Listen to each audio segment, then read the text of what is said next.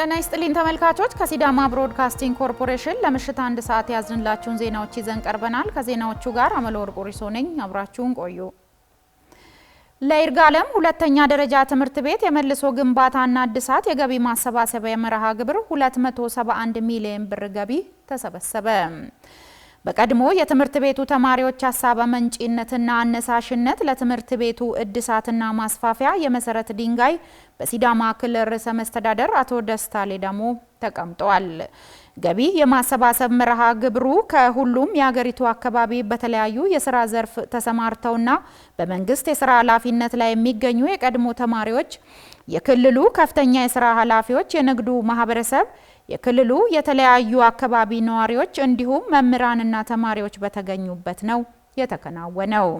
በመርሃ ግብሩ ላይ የተገኙት የሲዳማ ክልል ርዕሰ መስተዳደር አቶ ደስታ ሌዳሞ ለይርጋለም ሁለተኛ ደረጃ ትምህርት ቤት አዲስ ለሚገነቡት 2 ህንጻዎች የክልሉ መንግስት 200 ሚሊዮን ብር ድጋፍ እንደሚያደርግ ተናግረዋል።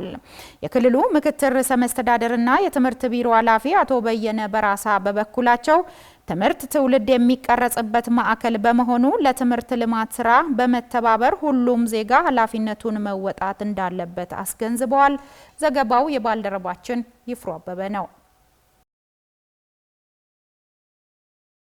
ሀብት ለማፍራትና የዜጎችን እርካታ ለማረጋገጥ የስራ ዕድል ፈጠራ ላይ በቅንጅት መምራት ያስፈልጋል ሲሉ የሲዳማ ክልል ፕሬዝዳንት አቶ ደስታ ሌዳሞ ተናገሩ። የሲዳማ ክልል የስራ ዕድል ፈጠራ ምክር ቤት የ2018 በጀት ዓመት የ7 ወር የስራ አፈጻጸም ግምገማ መድረክ አካሂዷል። ዘገባው የሪፖርተራችን ይሳቅ ፍቅሩ ነው። ክብረ በዓል መላኩ እንደሚከተለው ታቀርበዋለች። የሲዳማ ክልል የስራ ዕድል ፈጠራ ምክር ቤት በ2018 በጀት ዓመት የ7 ወር አፈጻጸም የግምገማ መድረክ አካሂዷል። በመድረኩ የተገኙት የሲዳማ ክልል ፕሬዝዳንት አቶ ደስታ ሌዳሞ የስራ ዕድል ፈጠራ ጉዳይ በአንድ ተቋም ብቻ የሚፈጸም ሳይሆን ሁሉም ሴክተሮች በስራቸው ላይ የወጣቶችን የስራ ዕድል ታሳቢ ማድረግ ያስፈልጋል ብለዋል። ትኩስ ኃይል የሆኑ የተማሩ ወጣቶች ሀብት ማፍራት እንዲችሉ ክህሎት መር ስልጠና ወስደው ወደ ኢንዱስትሪው እንዲገቡ ጠንካራ አመራር ያስፈልጋል ነው ያሉት ፕሬዝዳንቱ። በተለይም ብድር ማቅረብና ማስመለስ ተግዳሮቶቻቸውን በመፍታት የስራ ዕድል ፈጠራ ምክር ቤቱ የድርሻውን ሊወጣ ይገባልም ብለዋል። የክልሉ ስራ ክህሎት ቢሮ ኃላፊ ወይዘሮ ሀገረ ጽዮን አበበ በበኩላቸው ክህሎት መር የስራ ዕድል መተግበር ከተጀመረ ወዲህ የተሻለ አፈጻጸም ተመዝግቧል ብለዋል።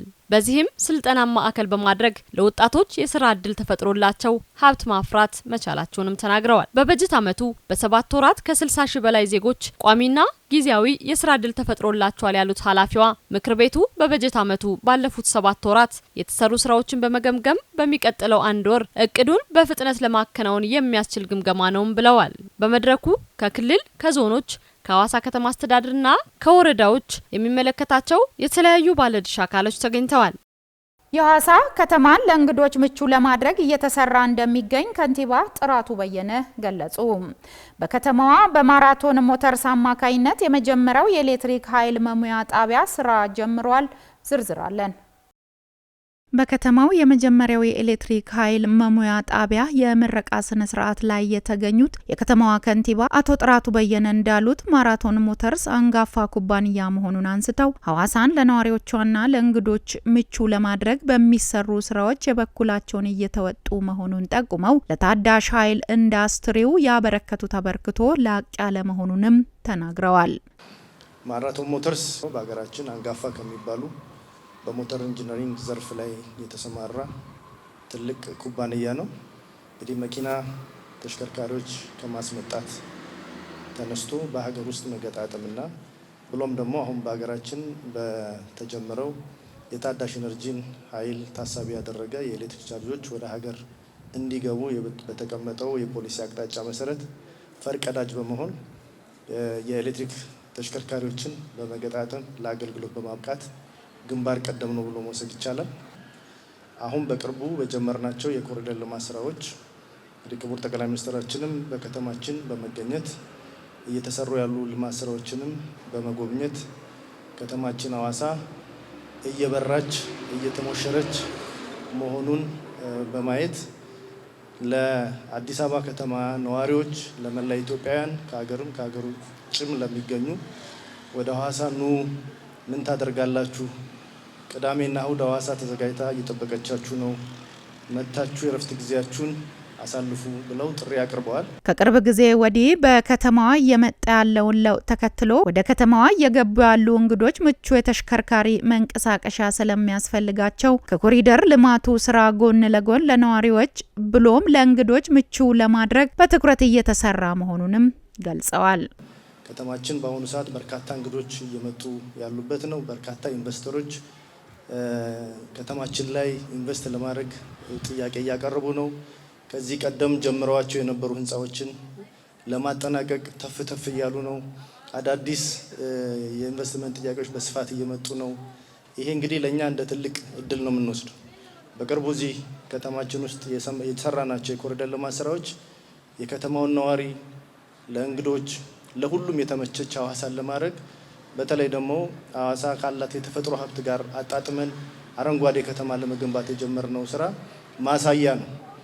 በቀጣዮቹ ጊዜያት ይሄንን ስራችንን አስፍተን ስንሰራ የከተማችንን ነዋሪዎች አስተባብረን ስንሰራ ባለሀብቶቻችን በዚህ በጀመርነው የልማት ስራ ውስጥ ከጎናችን ስትቆሙ ደግሞ ሐዋሳ የኢትዮጵያ የኮንፈረንስ እና የቱሪዝም ማዕከል ብቻ ሳይሆን የአፍሪካ የኮንፈረንስ እና የቱሪዝም ማዕከል የማድረግ ላያችን እውን ይሆናል። ይሄን በአጭር ጊዜ እንደሚሳካ በጣም እርግጠኛ መሆን እችላለሁ። እዚህ ከተማችን ውስጥ ያሉ ባለሀብቶች የማራቶን ሞተርስን ራዕይ እና ቪዥን ተከትለው ልክ እንደዚህ አይነት ስራዎችን እንዲሰሩ በዚህ አጋጣሚ ጥሪ እናቀርባለን። አቶ መልካሙ አሰፋ የማራቶን ሞተርስ ስራ አስኪያጅ ከአዲስ አበባ ውጪ የመጀመሪያውን የኤሌክትሪክ ኃይል መሙያ ጣቢያ በይፋ ማስጀመራቸውን ተናግረው ለሐዋሳ ከተማ የአረንጓዴ ልማት ስራ ምቹ መደላደል መሆኑንም ተናግረዋል። ይህንን የኤሌክትሪክ ቻርጀር በዚህ በክልላችን የመጀመሪያ ስናደርግ ሁሉ ነገር ተጓጉዞ የመጣው በአውሮፕላን ነው የመጣው። በፍጥነት መግባት ማሳየት አለብንና ከተማዋ ስማርት ሲቲ ናት። ስማርት ሞቢሊቲ ትፈልጋለች።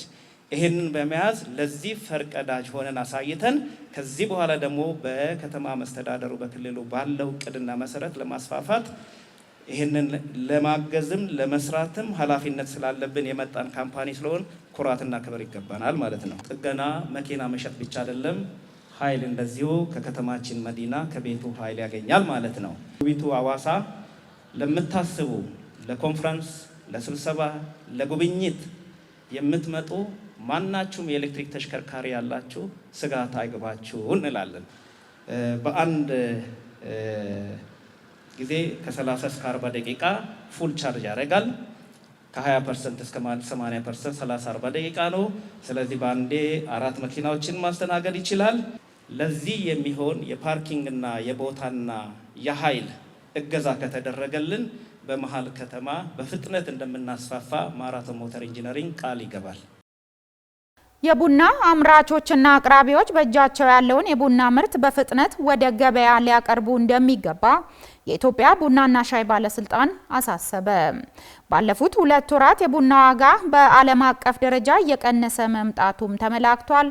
እሌኒ አርቃ ባለስልጣኑ ዓለም አቀፉን የቡና ገበያ ሁኔታና የኢትዮጵያ ቡና ወቅታዊ ጉዳዮችን በተመለከተ መግለጫ ሰጥቷል። ይህንን የዋጋ መዋዠቅ ተከትሎ የባለስልጣኑ ዋና ዳይሬክተር ዶክተር አዱኛ ዱባለም ለቡና አቅራቢዎች፣ ላኪዎች፣ አርሶ አደሮች ጥብቅ ማሳሰቢያ አስተላልፈዋል። በተያዘው በጀት ዓመት ሀገሪቱ 1.5 ቢሊዮን ሜትሪክ ቶን ቡና ያመረተች መሆኑን ያነሱት ዶክተር አዱኛም ከዚህ ውስጥም 600 ሺህ ቶን የሚሆነውን ወደ ውጪ በመላክ $3 ቢሊዮን ገቢ ለማግኘት አቅዳ ሰራች ትገኛለች ብለዋል። እንደ ዶክተር አዱኛ ገለጻም ባለፉት 2 ወራት የዓለም አቀፉ የቡና ዋጋ ከነበረበት $4 ወደ $2.8 ዝቅ ብሏልም ነው ያሉት። በቀጣዩ እስከ $2.5 ሊወርድ እንደሚችልም መተንበዩ በዘርፉ ላይ ከፍተኛ ተጽዕኖ አሳርፈዋልም ብለዋል። ባለፈው ዓመት በነበረው ከፍተኛ ዋጋ ምክንያት አቅራቢዎች ቡና ገዝተው ያከማቹ ቢሆንም አሁን ላይ የዓለም የቡና ገበያ እየቀነሰ መምጣቱን ምርቱን በእጃቸው ያቆዩ አካላት ለከፍተኛ ኪሳራ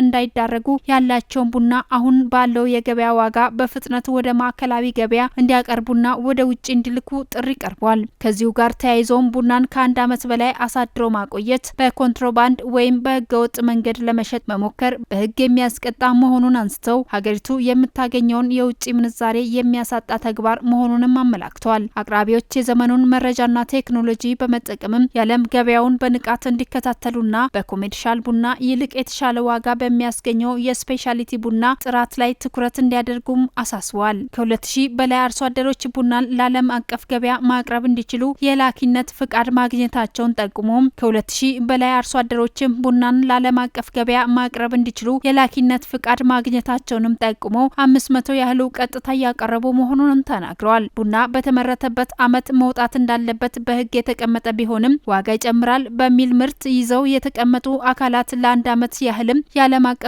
የቡና ዋጋ በዚሁ ሊቀጥል እንደሚችል ተገንዝበው በእጃቸው ያለውን ለገበያ ማቅረብ እንዳለባቸውም አስገንዝበዋል። ሀገራዊ የኮንትሮባንድ ንግድን የሚከለክል ግብረ ኃይል መቋቋሙንም ጠቁሞ በኮንትሮባንድ ለመላክ ጥረት የሚያደርጉ አካላት ላይ ክትትል እንደሚደረግም አብራርተዋል።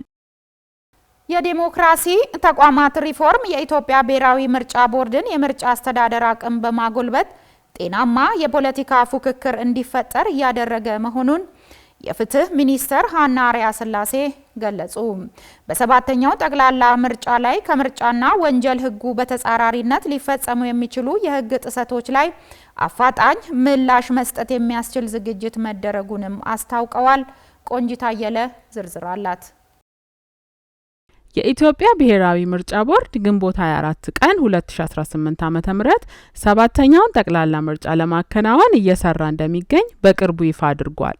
በዚህም በቦርዱ እውቅና አግኝተው የተመዘገቡ የፖለቲካ ፓርቲዎች በምርጫ ለመፎካከር የምርጫ ምልክትና ርዕዮተ ዓለማቸውን እያስተዋወቁ ይገኛሉ። የፍትህ ሚኒስተር ሀና አርአያ ስላሴ ከኢዜአ ጋር ባደረጉት ቆይታ እንደገለጹት ምርጫ ቦርድ ስኬታማ የሪፎርም እርምጃ ከተከናወነባቸው የዲሞክራሲ ተቋማት መካከል አንዱ ነው። በምርጫ ቦርድ የተከናወነው መሰረታዊ ለውጥ እርምጃ በገለልተኝነት ምርጫን ነጻ፣ ፍትሃዊ፣ ዲሞክራሲያዊ እንዲሆን ምቹ ምህዳር በመፍጠር ለዲሞክራሲ ስርዓት ቁልፍ ሚና እንዲወጣ ማድረጉንም ገልጸዋል። በኢትዮጵያ ብሔራዊ ምርጫ ቦርድ የተደረጉ የህግ ማሻሻያዎችና የኃላፊዎች ሹመት ገለልተኝነትን በተፎካካሪ የፖለቲካ ፓርቲዎች መካከል ጤናማ የፉክክር ምህዳር በመፍጠር ወሳኝ ለውጥ ማምጣቱንም ተናግረዋል። ይህም በኢትዮጵያ ስድስተኛው ጠቅላላ ምርጫ ላይ ጤናማ የፖለቲካ ፉክክርና የምርጫ አስተዳደር አቅም በመፍጠር በመርህ ላይ የተመሰረተ ተቋምና ስርዓት መገንባት ማስቻሉን በማሳያነት አንስተዋል። በዚህም በስድስተኛው ጠቅላላ ምርጫ የተገኙ ልምድና ተሞክሮዎችን በመቀመር ግንቦት 24 ቀን 2018 ዓ.ም ለሚከናወነው ሰባተኛው ጠቅላላ ምርጫ ለመድገም ዝግጅት እየተደረገ መሆኑንም ገልጸዋል። በመንግስት በኩልም የምርጫ ሂደቱን ነጻ፣ ፍትሃዊና ገለልተኛነትን ለማረጋገጥ ለምርጫ ቦርድ፣ ለተፎካካሪ ፓርቲዎችና የሲቪል ማህበረሰብ ድርጅቶች ተገቢው ድጋፍ እየተደረገ እንደሚገኝም ተናግረዋል። ለሰባተኛው ጠቅላላ ምርጫ ነጻ፣ ፍትሃዊና ዲሞክራሲያዊነት በሂደቱ የሚሳተፉ ተፎካካሪ የፖለቲካ ፓርቲዎች፣ የሲቪል ማህበረሰብ ድርጅቶችና ባለድርሻ አካላት በከፍተኛ ኃላፊነት ሊሰሩ እንደሚገባም አስገንዝበዋል። የዘንድሮ ጠቅላላ ምርጫ በኢትዮጵያ የተሻለ የዲሞክራሲ ባህል መገንባት የሚያስችል ምህዳር ለመፍጠር ከፍተኛ ፋይዳ እንደሚኖረውም አስረድተዋል። በምርጫው ለህዝብና ሀገር የሚጠቅም ተሳትፎ ማድረግ እንደሚገባ ጠቁመው በሰባተኛው ጠቅላላ ምርጫ ሁሉም ዜጋ በኃላፊነት መንፈስ መሳተፍ ከቻለ ለኢትዮጵያ የዲሞክራሲ ስርዓት ግንባታ ከፍተኛ አስተዋጽኦ እንደሚኖረውም ገልጸዋል። የፍትህ ሚኒስቴርና ተጠሪ ተቋማትም ሰባተኛው ጠቅላላ ምርጫ ነጻ፣ ፍትሃዊና ገለልተኛነትን አስፈላጊውን ዝግጅት መደረጉን ተናግረዋል። በዚህም ከምርጫና ከወንጀል ህጉ በተጻራሪነት ሊፈጸሙ የሚችሉ ህገወጥ ተግባራት ላይ አፋጣኝ ምላሽ መስጠት የሚያስችል የፌዴራልና የክልል ባለድርሻ ተቋማት ምክክር በማድረግ ዝግጅት መደረጉን አስታውቀዋል። ዘገባው የኢትዮጵያ ዜና አገልግሎት ነው። የሲቪል ማህበረሰብ ድርጅቶች ሰባተኛው ጠቅላላ ምርጫ ነጻ፣ ፍትሃዊና ዲሞክራሲያዊ ሆኖ እንዲጠናቀቅ ተሳትፏቸውን የሚያጠናክሩበት አስቻይ ሁኔታ መፈጠሩን የሲቪል ማህበረሰብ ድርጅቶች ባለስልጣን ገለጸ። የኢትዮጵያ ብሔራዊ ምርጫ ቦርድ ሰባተኛው ጠቅላላ ምርጫ ግንቦት 24 ቀን 2018 ዓ.ም እንደሚካሄድና የመራጮች ምዝገባም ከየካቲት 28 ቀን 2018 ዓ.ም ጀምሮ እንደሚካሄድ አስታውቋል። ናርዶስ አየለ ተጨማሪውን ይዘዋለች።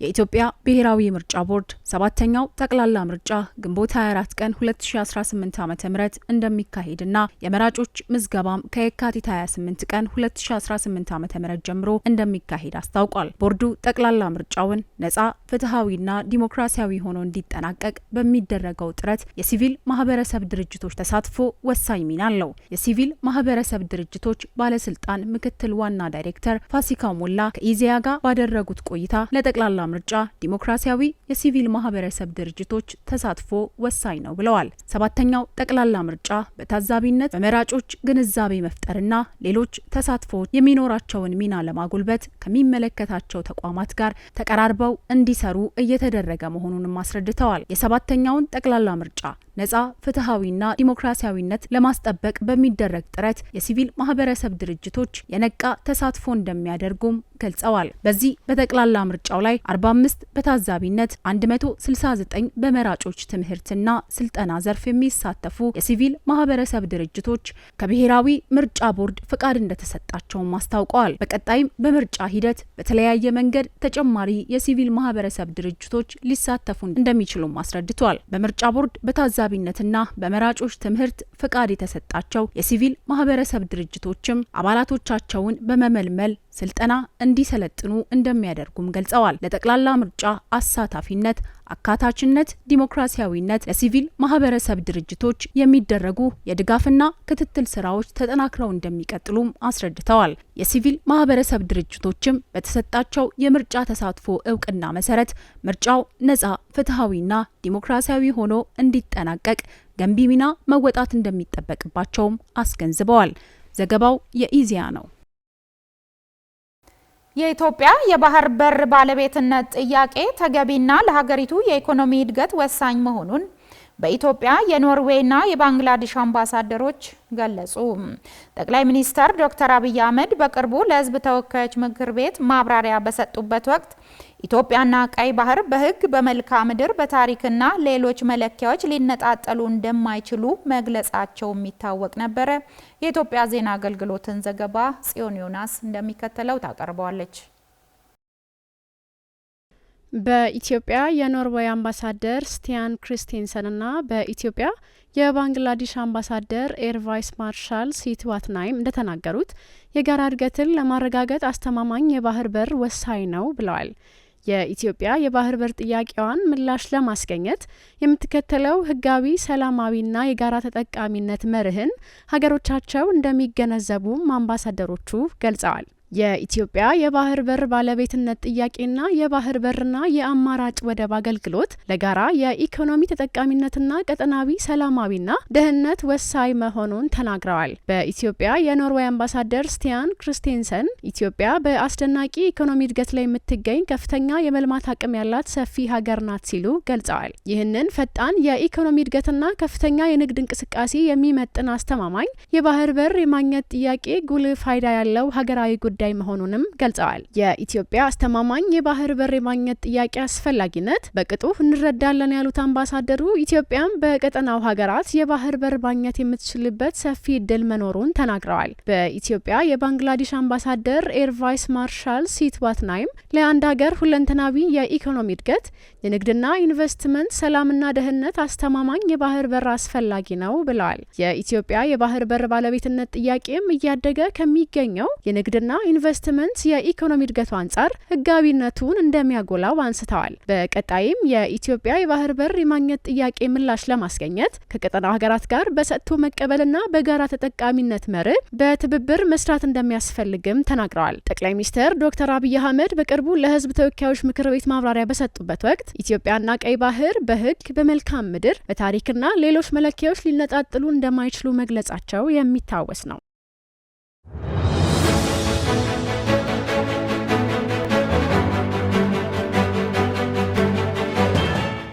በመጨረሻም ከውጭ ቻይና ወደ መካከለኛው ምስራቅ ልዩ መልእክተኛ ልትልክ መሆኑ ተሰምቷል። ልዩ መልእክተኛው በመካከለኛው ምስራቅ እስራኤልና አሜሪካ ከኢራን ጋር የጀመሩትን ጦርነት ያሸማግላሉ ተብሎም ይጠበቃል። ሙሉ ቀጠራ ዝርዝር አላት። ቻይና ወደ መካከለኛው ምስራቅ ልዩ መልእክተኛዋን እንደምትልክ የሀገሪቱ የውጭ ጉዳይ ሚኒስትር ዋንግ ዩንግ የተናገሩ ሲሆን ቤጂንግ የኢራን የቅርብ አጋር በመሆኗ ቴህራን ሉዓላዊነቷን ለመጠበቅ የምታደርገውን ጥረት እንደምትደግፍ ተናግራለች። በተጨማሪም የዩናይትድ ስቴትስና እስራኤል ጥቃታቸውን እንዲያቆሙ አሳስባለች። ቻይና ወደ መካከለኛው ምስራቅ አገራት ልዩ መልእክተኛዋን በመላክ እንደምታሸማግል ዋንግ ከሳውዲ አረቢያቻቸው ልዑል ፈይሰል ቢን ፈርሃን ጋር ባደረጉት የስልክ ውይይት ወቅት ተናግረዋል። ዋንግ ቤጂንግ ምንጊዜም የሰላም ኃይል ናት፣ እንዲሁም ገንቢ ሚናዋን መጫወት ቀጥላለችም ብሏል። ቻይና የሁሉም ወገኖች ተጨማሪ ውጥረትን ለማስወገድ በተቻለ ፍጥነት ወደ ውይይትና ድርድር እንዲመለሱ ጥሪ አቅርባለች። ይህ በእንዲህ እንዳለ የእስራኤል የመከላከያ ሚኒስትር እስራኤል ካትዝ የአሜሪካቻቸው ፒት ሄግሴት በኢራን ላይ የጀመሩት የጋራ ወታደራዊ ዘመቻ እስከ መጨረሻው እንዲቀጥል ማሳሰባቸው ተገልጿል። እስራኤልና አሜሪካ በኢራን ላይ ከቅዳሜ ጀምሮ ጦርነት መክፈታቸው የሚታወስ ሲሆን ሁለቱ ሀገራት በጥምረት በፈጸሙት የመጀመሪያ ጥቃት የኢራኑ የበላይ መሪ አሊ ሀሜንን ጨምሮ በርካታ ከፍተኛ ባለስልጣናት ተገድለዋል። ኢራን በወሰደችው የአጸፋ እርምጃም በመካከለኛው ምስራቅ የሚገኙ የአሜሪካ የጦር ሰፈሮች ላይ ሚሳኤሎችን አስወንጭፋለች። የእስራኤል የመከላከያ ሚኒስትር ባወጣው መግለጫ ካትዝ ትናንት ምሽት ከሄግሴት ጋር ያደረጉትን ውይይት ጠቅሶ የአሜሪካ የመከላከያ ሚኒስትር እስከ መጨረሻው ቀጥሉ ከናንተ ጋር ነን ብለዋል ነው ያሉት። አሜሪካ በኢራን ላይ ጥቃት የከፈተችው በኦማን አደራዳሪነት ለ3 ዙር ድርድር ከተካሄደ በኋላ ነው። የኢራን ቀይ ጨረቃ አሜሪካና እስራኤል ጥቃት መፈጸም ከጀመሩ ጊዜ አንስቶ በ174 ከተሞች በ636 ቦታዎች ላይ 1332 ጥቃቶች መፈጸማቸውን አስታውቋል። ከቅዳሜ ዕለት ጀምሮ በኢራን ውስጥ የተፈጸሙ ጥቃቶችን ተከትሎ ከ1000 በላይ ሰዎች መገደላቸውን የቀይ ጨረቃ አስታውቋል። አሜሪካና እስራኤል የሚፈጽሙትን ጥቃት አጠናክረው በቀጠሉበት በአሁን ጊዜ የኢራን ባለስልጣናት የጠቅላይ መሪያቸውን አያቶላ አሊ ሀሚኒ የቀብር ስነ ስርዓት ወደ ሌላ ጊዜ ማስተላለፋቸውን ገልጸዋል። የኢራን እስላማዊ የፕሮፓጋንዳ ማስተባበሪያ ምክር ቤት ኃላፊ የሆኑት ሰይድ ሞህሴን ታስኒም ለተባለ ዜና ወኪል እንደተናገሩት የቀብር ስነ ስርዓቱ አመቺ ጊዜ እስኪፈጠር ድረስ እንዲዘገይ መደረጉን ገልጸዋል። ከትላንት ጀምሮ ለ3 ቀናት ይቆያል ተብሎ የነበረው የአያቶላ ሀሚኒ ቀብር እንዲዘገይ የተደረገው በርካታ ህዝብ መሪውን ለመሰናበት ባለው ፍላጎት ለታዳሚው የሚበቃ የጸሎት ስፍራ ለማዘጋጀት እንደሆነ ባለስልጣናቱ ተናግረዋል። ለ6ኛ ቀን ዛሬ በቀጠለው ጦርነት ኢራን እስራኤልን ጨምሮ ወደ ተለያዩ የመካከለኛ ምስራቅ አገራት ሚሳኤሎችን እያስወነጨፈች ሲሆን አሜሪካና እስራኤልም በኢራን ላይ የሚፈጽሙትን ጥቃት ቀጥለዋል። በተያያዘም የኢራን የብሔራዊ ደህንነት ጠቅላይ ምክር ቤት ዋና ጸሐፊ የሆኑት አሊ ላርጃኒ ፕሬዚዳንት ትራምፕ የአሜሪካን ህዝብ ፍትሐዊ ወዳልሆነ ጦርነት ጎትተው አስገብተዋል ሲሉ ወቅሰዋል። ዘገባው የቢቢሲ ነው። ተመልካቾች ከሲዳማ ብሮድካስቲንግ ኮርፖሬሽን ለምሽት 1 ሰዓት ያዝንላችሁ ዜናዎች እነዚህን ይመስሉ ነበር። ከዜናዎቹ ጋር አመለወርቅ ሪሶ ቆይታ አደረኩኝ። ከቀሪ የጣቢያችን ዝግጅቶች ጋር መልካም ምሽት።